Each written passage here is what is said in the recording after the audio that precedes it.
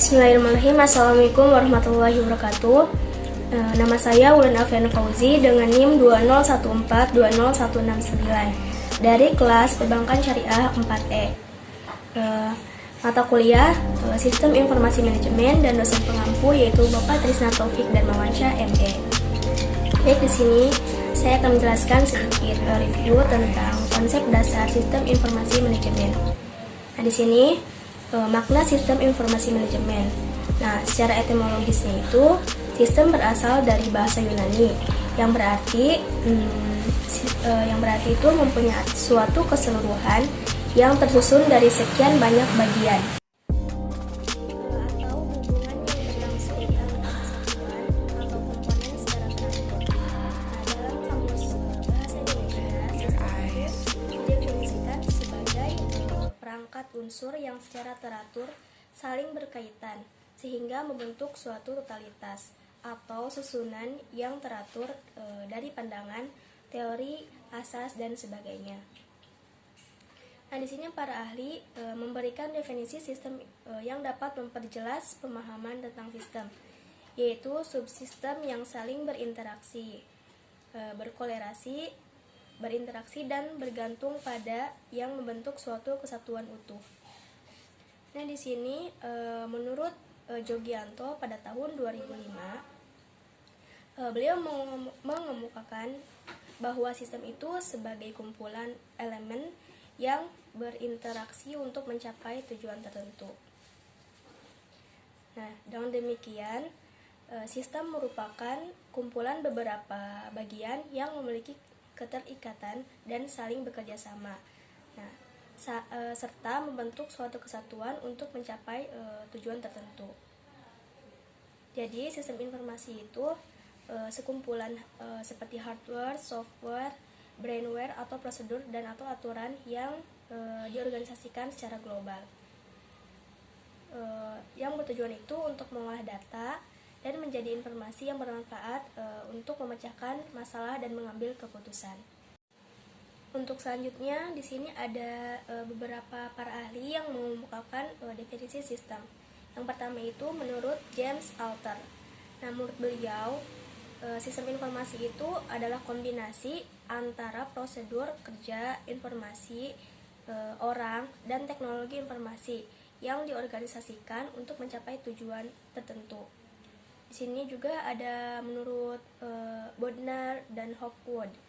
Beliau mengemukakan bahwa sistem informasi itu merupakan kumpulan perangkat keras dan perangkat lunak yang dirancang untuk mentransformasikan data ke dalam bentuk informasi yang berguna.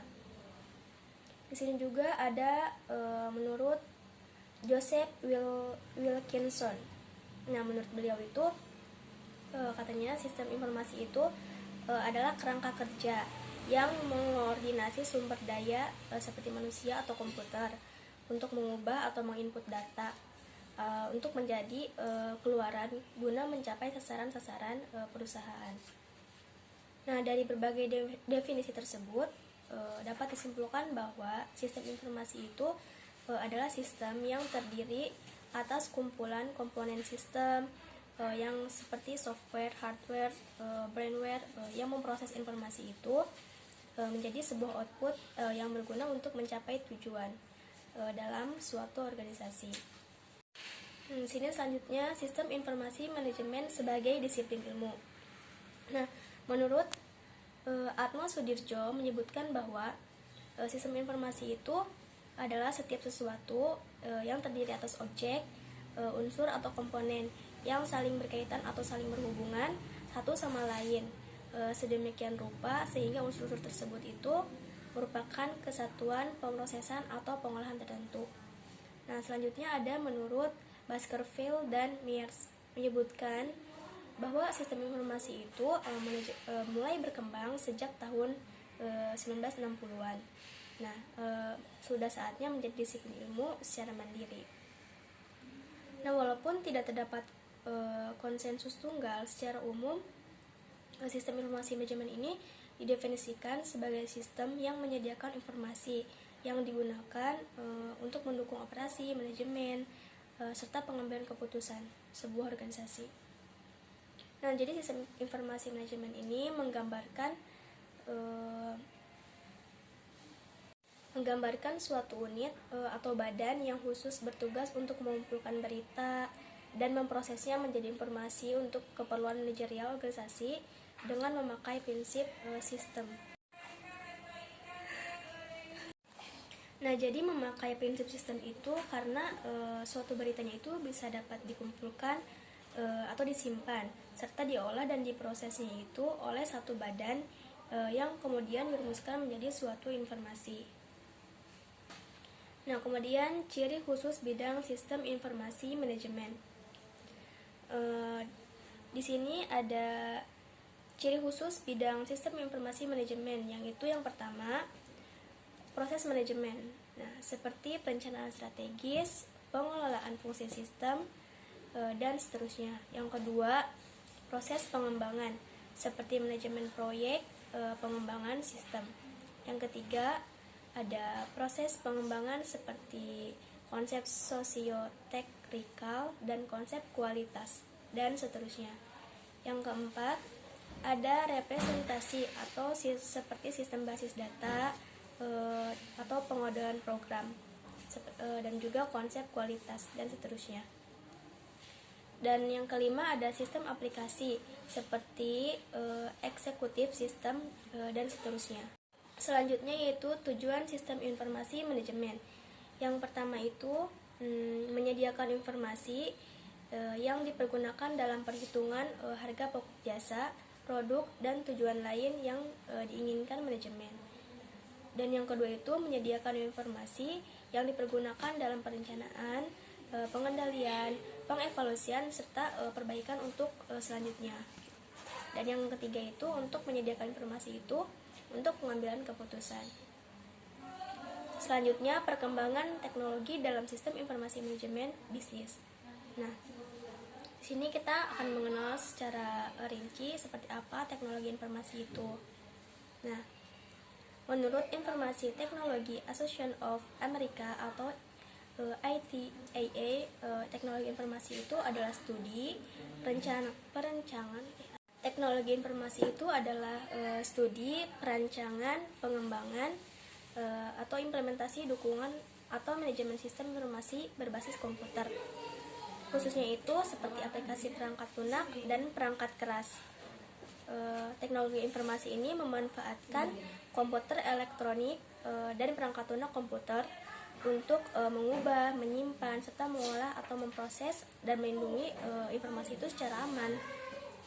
Nah, teknologi informasi ini menjadi hal yang sangat penting karena banyak organisasi yang menerapkan teknologi informasinya itu untuk mendukung kegiatan organisasi. Jadi di sini ada fungsi teknologi informasinya itu seperti meningkatkannya kompleksitas dari tugas manajemen, memberi pengaruh ekonomi internasional, serta memberikan waktu tanggap atau respon time secara tepat gitu. Selanjutnya, pemahaman perkembangan teknologi informasi. Nah, kemajuan teknologi informasi ini atau telekomunikasi begitu pesat sehingga memungkinkan penerapan cara-cara baru yang lebih efisien dan atau lebih efektif untuk kegiatan produksi, distribusi, dan konsumsi barang dan jasa. Nah, jadi proses inilah yang membawa manusia ke dalam masyarakat atau ekonomi informasi.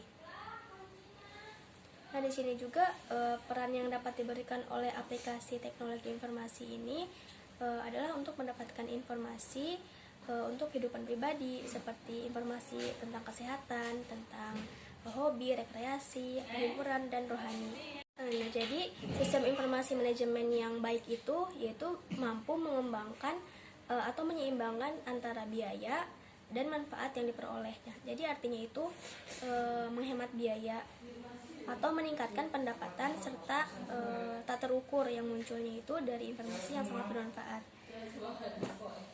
Nah, dalam sebuah sistem informasi manajemen, komputer juga bukan prasyarat mutlak secara teoritis, tetapi dalam praktik sistem informasi ini baik tidak akan ada tanpa bantuan kemampuan komputer. sistem informasi manajemen ini harus dijalin secara teliti agar mampu melayani tugas utama. Nah, sistem informasi ini juga bertujuan untuk memenuhi kebutuhan informasi umum semua manajer dalam perusahaan. Nah, sistem informasi manajemen juga menyediakan informasi bagi pemakai dalam bentuk laporan atau output dari berbagai simulasi model matematika.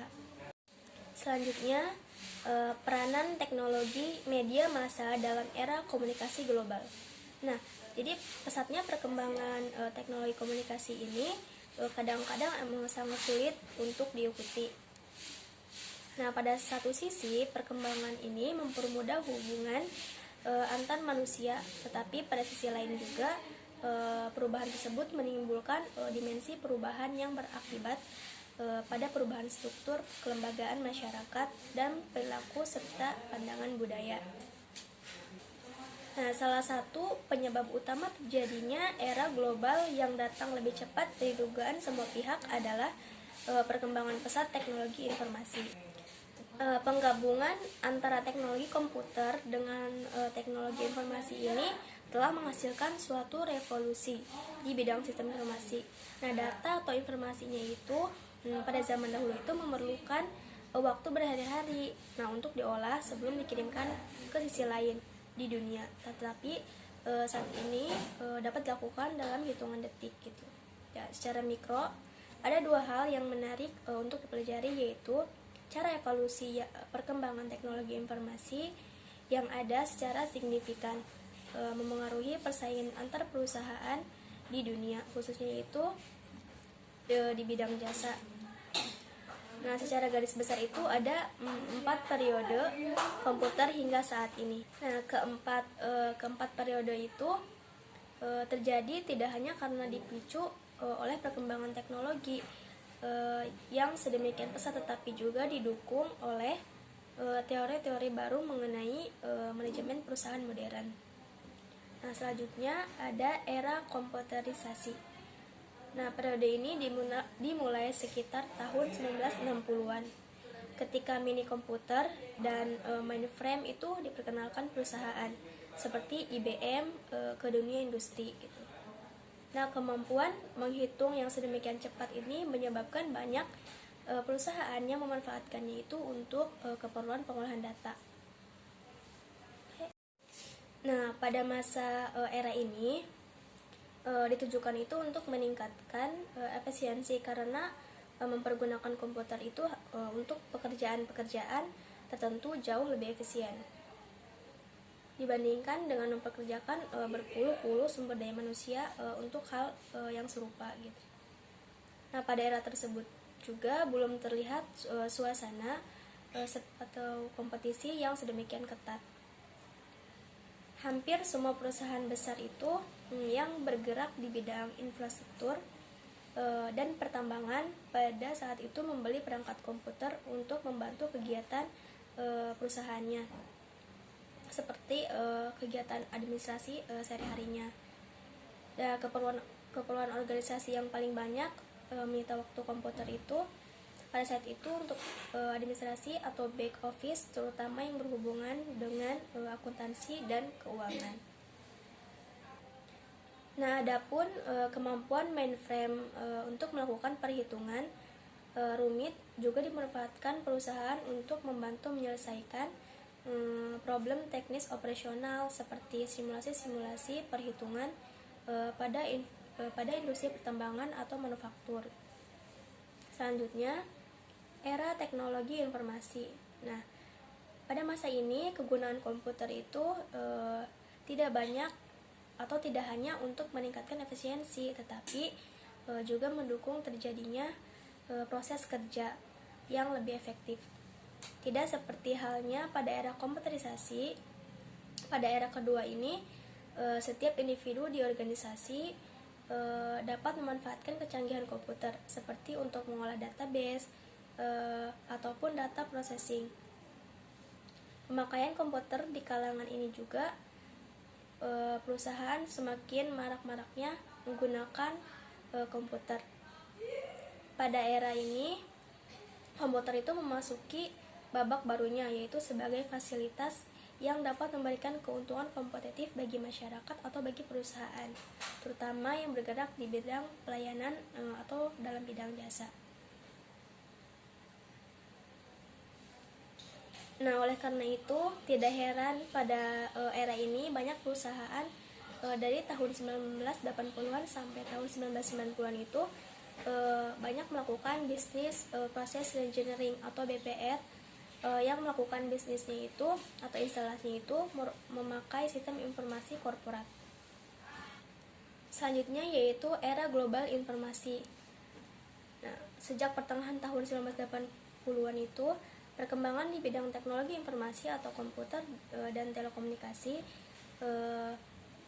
jika digambarkan secara grafis, kemajuan yang terjadi terlihat secara eksponensial. Nah, perkembangan sistem informasi dalam kehidupan manusia seiring dengan peradaban manusia ini sampai akhirnya mengenal istilah teknologi informasi. Nah, teknologi informasi ini merupakan gabungan antara teknologi perangkat keras dan perangkat lunak.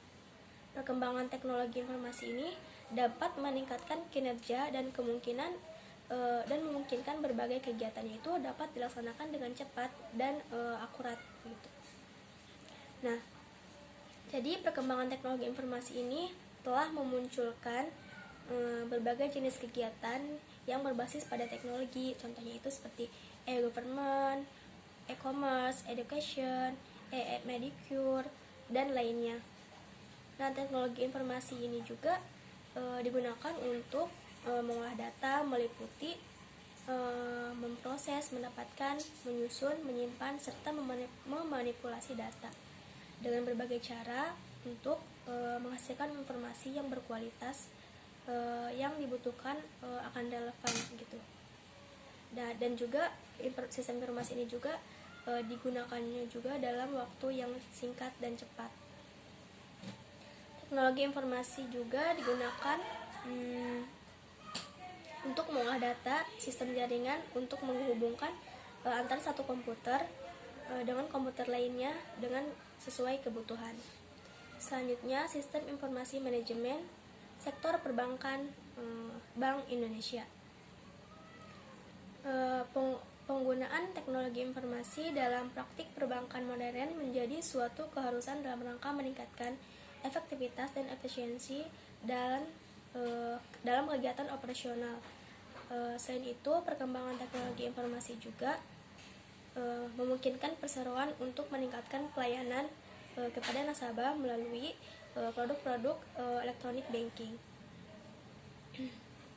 Komitmen perseroan dalam menciptakan industri perbankan yang kuat dan berdaya saing tinggi diwujudkan dengan diterapkannya strategi dan kebijakan pengembangan teknologi informasi yang selaras dengan tujuan bisnis perseroan.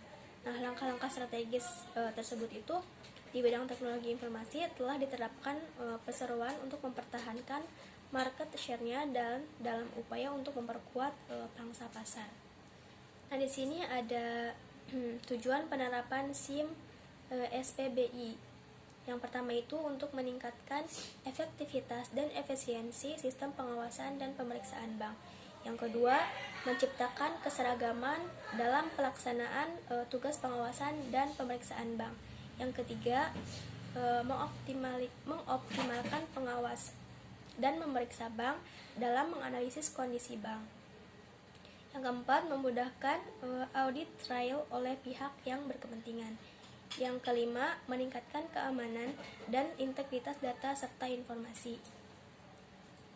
Nah, SIM SPBI ini terdiri atas 3 subsistem. Yang pertama, Sistem Informasi Manajemen Pengawasan atau SIMWAS merupakan sistem informasi untuk meningkatkan efektivitas dan efisiensi tugas-tugas pengawasan, pemeriksaan, dan penelitian bank umum.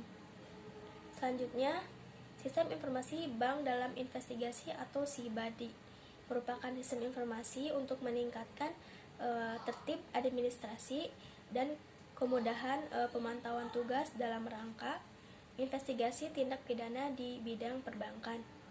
Nah, melalui SIBADI ini dapat dilakukan pemantauan terhadap perkembangan investigasi atau dugaan tindak pidana yang dilakukan oleh suatu pihak, yang dilakukan oleh suatu bank sejak laporan penyimpanan diterima.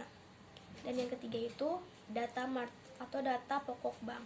Nah, data ini menyediakan informasi yang berkaitan dengan kelembagaan, kepemilikan, dan kepengurusan operasional dan strategi pengawasan yang diterapkan pada suatu bank sehingga diharapkan dapat mengoptimalkan informasi dalam rangka pengawasan dan pemeliharaan bank. Nah, selanjutnya sistem informasi debitur ini atau SID dikembangkan dengan tujuan sebagai berikut. Yang pertama, membantu dalam mempererat proses analisis dan pengambilan keputusan pemberian kredit. Yang kedua, mengurangi ketergantungan pemberi kredit kepada agunan konvensional. Pemberi kredit juga dapat menilai reputasi kredit calon debitur sebagai pengganti atau pelengkap agunan gitu. Nah, adapun bagi penerima kredit antara lain, yang pertama, mempercepat waktu yang dibutuhkan untuk memperoleh persetujuan kredit. Yang kedua, nasabah baru. Nah, khususnya yang tergolong sebagai UMKM mendapat akses yang lebih luas kepada pemberi kredit dengan mengendalikan reputasi keuangannya tanpa harus bergantung pada kemampuan untuk menyediakan agunan. Sistem Informasi Manajemen Pengawasan BPR atau SIMWAS BPR merupakan sistem informasi untuk meningkatkan efektivitas dan efisiensi sistem pengawasan BPR. Melalui SIMWAS, pengawas BPR mampu mengoptimalkan kegiatan analisis terhadap kondisi BPR, mempercepat diperolehnya informasi kondisi keuangan BPR atau termasuk tingkat kesehatan BPR. Nah, meningkatkan keamanan dan integritas data serta informasi perbankan. Modul-modul yang tersedia dalam aplikasi SIMWAS BPR ini antara lain modul perizinan pendirian dalam aplikasi SIMWAS, pendirian BPR, data pokok BPR, tingkat kesehatan BPR, status BPR, cabut izin usaha, dan likuiditas BPR. Mungkin hanya itu yang dapat saya jelaskan resumen dari konsep dasar sistem informasi manajemen. Kurang lebihnya mohon maaf. Wabillahi taufiq wal hidayah. Wassalamualaikum warahmatullahi wabarakatuh.